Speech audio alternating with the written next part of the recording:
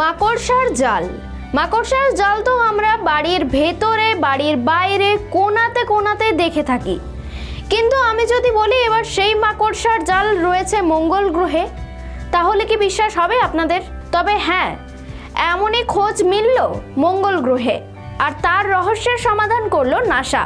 নমস্কার, দেখছেন খবর বাংলা, সঙ্গে রয়েছে আমি স্মৃতি। বিজ্ঞান ও প্রযুক্তির খবর নিয়ে পৃথিবীর বিকল্প বাসস্থান হিসেবে বরাবর প্রাধান্য পেয়ে এসেছে মঙ্গল গ্রহ। আগামী কয়েক দশকের মধ্যে সেখানে উপনিবেশ গড়ে তোলার পরিকল্পনাও চলছে। তবে মঙ্গল গ্রহে মাকড়সার ঝাঁকের মতো দেখতে যে বস্তু বারবার কৌতূহল উদ্রেক করেছে, তারই রহস্য ঘোচালো নাসা। 2003 সালে প্রথম মঙ্গল গ্রহের বুকে মাকড়সার ঝাঁকের মতো কিছু কিলবিল করতে দেখা যায়। সেই থেকে একাধিক কৃত্রিম উপগ্রহের তোলা ছবিতে ওই মাকড়সার ঝাঁকের মতো বস্তু চোখে পড়েছে। বহু দূর থেকে যে ছবি তোলা হয় তাতে 300 মিটারের বেশি এলাকা জুড়ে ওই মাকড়সার ঝাঁকের মতো বস্তু ছড়িয়ে ছিটিয়ে থাকতে দেখা যায়।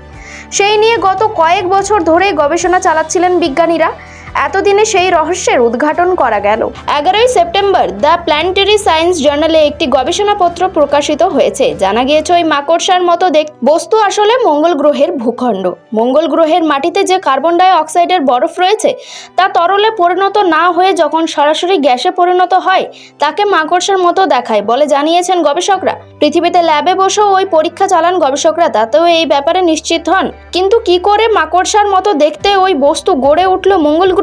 2021 সালেই তো খোলসা করেছিলেন লরেন। জানা গেছে মঙ্গল গ্রহে বসন্তকালে সূর্যালোক কার্বন ডাই অক্সাইডের বরফ ভেদ করে মাটিতে পৌঁছায়, ফলে মাটি গরম হয়, যার জেরে সংস্পর্শে এসে বরফ তরল না হয়ে গিয়ে গ্যাসের আকার ধারণ করে। ফলে বরফের স্তরের ওপর কালো ধোঁয়া তৈরি হয়। এর চাপে বরফের স্তরও ফেটে যায়। ওই ফাটল দিয়ে বেরিয়ে আসা গ্যাস ও ধুলো পড়ে থাকে মাকড়সার আকারের কিছু দাগ। মঙ্গল গ্রহের সর্বত্র নয়, কিছু জায়গাতেই মাকড়সার মতো ওই ভূখণ্ড চোখে পড়ে, আবারও দ্রুত ছড়িয়ে পড়ে না।